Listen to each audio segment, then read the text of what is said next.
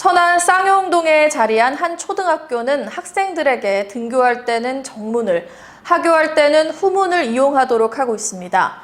이에 대해 학부모들은 학생 안전을 이유로 하교 때에도 정문을 개방해달라고 학교 측에 요구하고 나섰습니다. 학교 측은 범죄 예방을 이유로 학부모들의 요구에 난색을 표시하고 있습니다. 학교와 학부모들의 목소리를 최영민 기자가 들어봤습니다.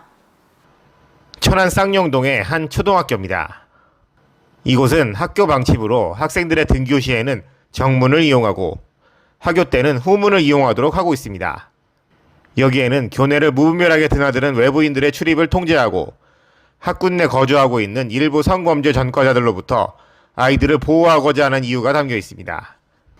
현재 이 학교에는 배움터 지킴이 1명이 근무하고 있습니다. 하지만 이 한 사람으로는 정문과 후문 모두 통제하기가 어렵고 오전 시간에 차량들의 진출입이 잦아 아이들의 교통 안전상 정문 등교를 실시하고 있다는 게 학교 측 설명입니다. 학교 측은 특히 외부인들의 출입에 대해 강한 경계를 하고 있었습니다. 앞서 언급했듯 학군 내 성범죄 전과자들이 살고 있고 인근 중학생들이나 지나는 행인들도 정문이 열려있는 상태에서라면 언제든 교내 건물로 들어올 수 있는 상황이라는 겁니다.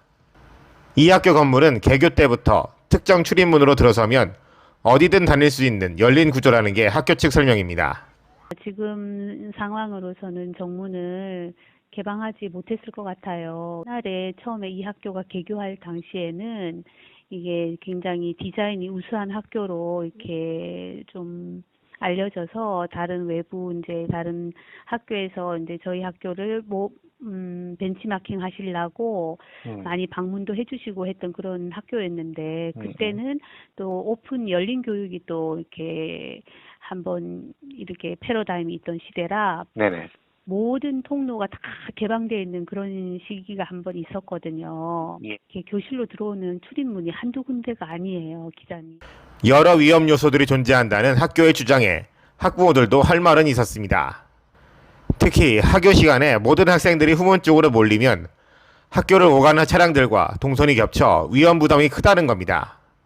인근 노인복지관에서 나온 교통도우미가 존재하지만 언제든 위험에 노출되어 있는 건 사실입니다.